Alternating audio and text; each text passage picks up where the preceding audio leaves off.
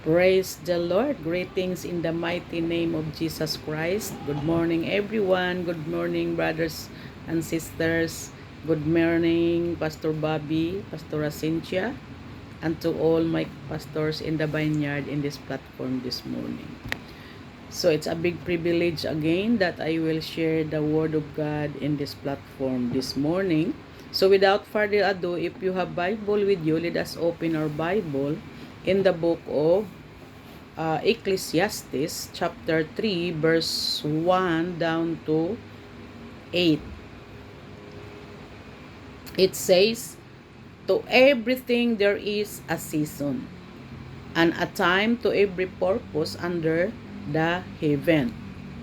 Verse 2, "A time to be born and a time to die, a time to plant and a time to pluck up that which is planted." Verse 3, "A time to kill and a time to heal, a time to break down and a time to build up." Verse 4, "A time to weep and a time to laugh, a time to mourn and a time to dance." Verse 5, "A time to cast away stones and a time to gather stones together, a time to embrace and a time to refrain from embracing."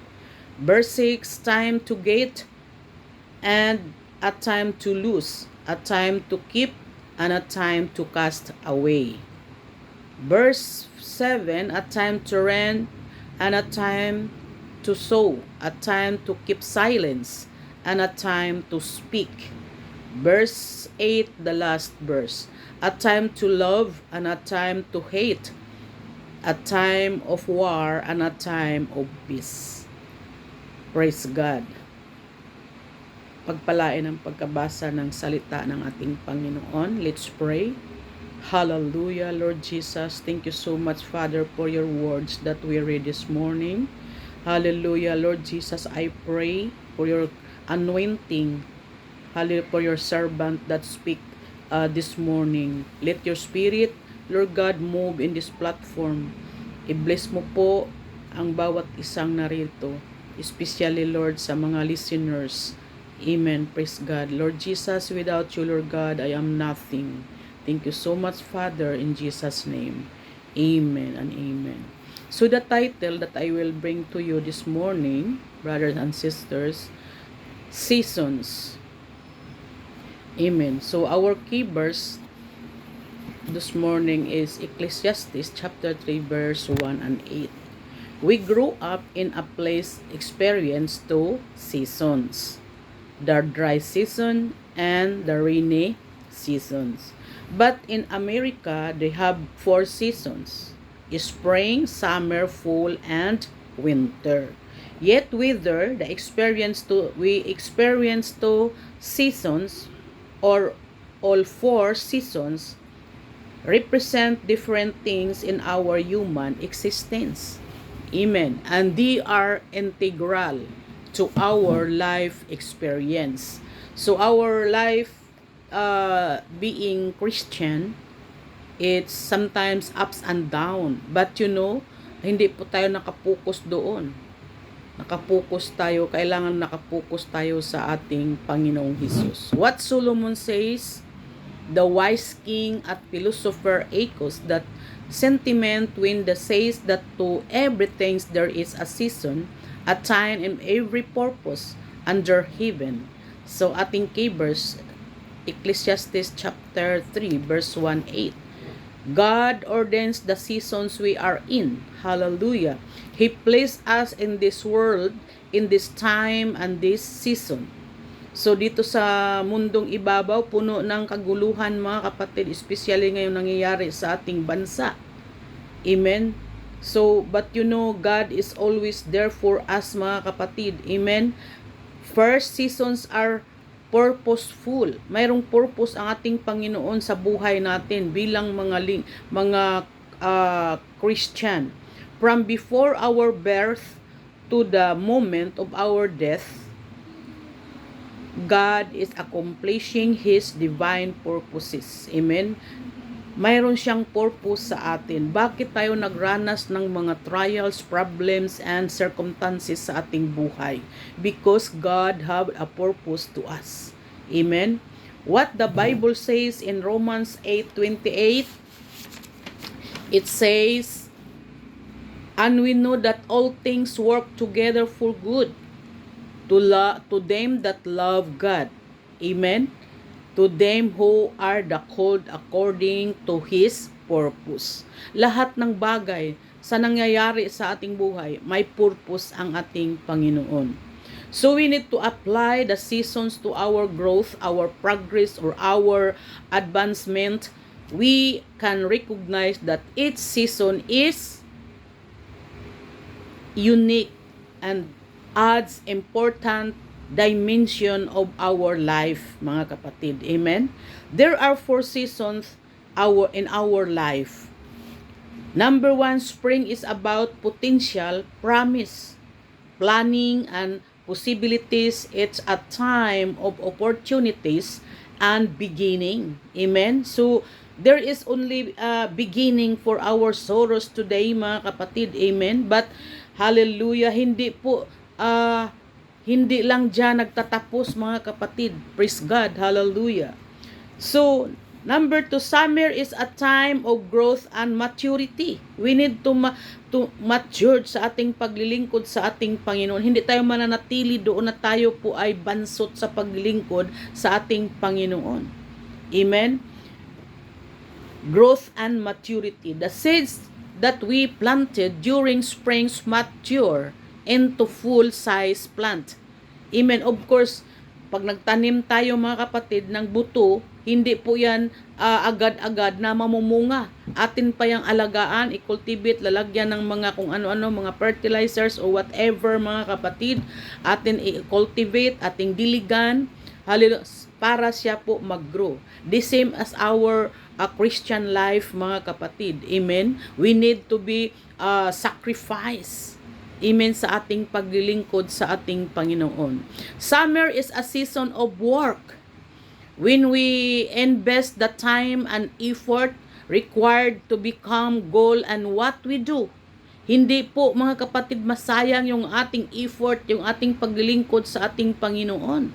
Our labor is not in vain. Mayroon tayong aanihin, mayroon tayong matatanggap na reward coming from God, mga kapatid. Number 3, autumn is the season of harvest. We see the production, reward of our labors. Our hard work begins to pay. Amen? So, pagdating ng panahon, kapag tayo po'y maglilingkod ng tapat or magpatuloy tayong maglilingkod hanggang sa wakas, mga kapatid, hanggang sa pagbalik ng ating Panginoon, mayroon po tayong maaani, mayroon po tayong reward. Pero kung hihinto po tayo, mga kapatid, ngayon, amen, wala po tayong maaani na reward. Wala po tayong matatanggap na reward. So, in winter time is the season of winding down, withdrawal, retreat, and closure. So sa ibang bansa, talagang naghahanda po sila pagdating ng winter kasi hindi po sila laging nasa labas dahil malamig. Amen? Hallelujah. So sa atin nga dito, 2 seasons lang sa Pilipinas, but naghahanda po tayo kapag rainy season. Amen, mga kapatid? Nag-iimbak tayo ng mga pagkain, especially kung darating yung typhoon. Ganon sa ating paglilingkod, mga kapatid, we need to be ready for God's coming. Amen? Hallelujah. Hindi po tayo magpaisi-isi lamang, kundi tayo po'y mag-ready, maging fitful sa pagdating ng panahon upang tayo po'y makasama niya sa kanyang pagbabalik, mga kapatid. So, ang sabi dito, mga kapatid, winding down, withdrawal, retreat, and closure, activities, responsibilities, and relationship draw to close. We need to draw close to God, mga kapatid. Hallelujah. In times of troubles and problems, circumstances sa buhay natin, mga kapatid, doon tayo kakapit sa ating Panginoon. Doon tayo magpakumbaba at manalangin. This is a time of ending. It also represents a period of rest. restoration and reflections. Amen, mga kapatid. God has a purpose for the every season. We go through seasons are passing. Dumadaan lang yan, mga kapatid. Hallelujah. The seasons are not permanent until God stop the process. God ay ang Panginoon ay pinaprocess po tayo, mga kapatid. Hallelujah. In Isaiah chapter 43 verse 18-19, remember they not former things, why neither consider the things of old. Amen. Behold, I will do a new thing. Now it shall spring forth, shall ye not know it?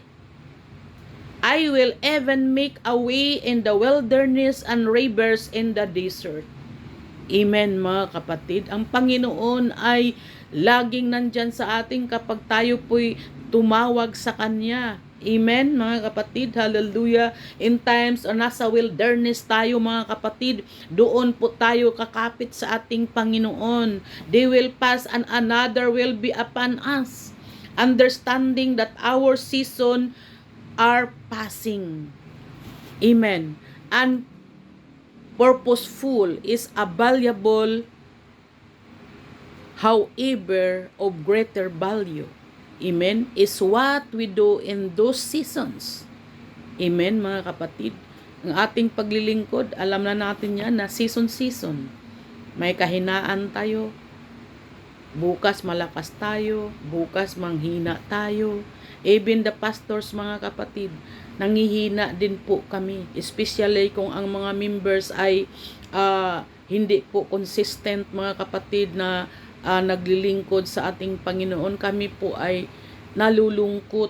Amen. But pinapalakas po tayo ng ating Panginoon, mga kapatid. Doon lamang tayo dumulog sa Kanya in times of problems and trials, mga kapatid. Doon po niya tayo hinuhubog. Amen. Ang sabi nga dito, mga kapatid, sa Psalm 35, the night me filled with tears, but in the morning we can sing for joy. Amen. Pagkatapos ng trials, ma-overcome natin, mga kapatid, ay blessings. Hallelujah. There is joy again sa ating puso, mga kapatid. Hallelujah. Halabaya, sikaraya. Thank you, Jesus. In Galatians chapter 6, verse 9, it says, and let us not weary in well-doing, for in due season we shall reap if we faint not. Amen. Praise God. Hallelujah. Thank you, Jesus. Oh, hallelujah. Lord Jesus, thank you, Lord, for your goodness and mercy. Marami pong salamat, O God. Hallelujah, sa iyong mga salita. Thank you so much, Father. Oloria Sikaraya. Thank you, Lord, and bless every one of us. Thank you so much, Father. In Jesus' name, amen. So, God bless us all.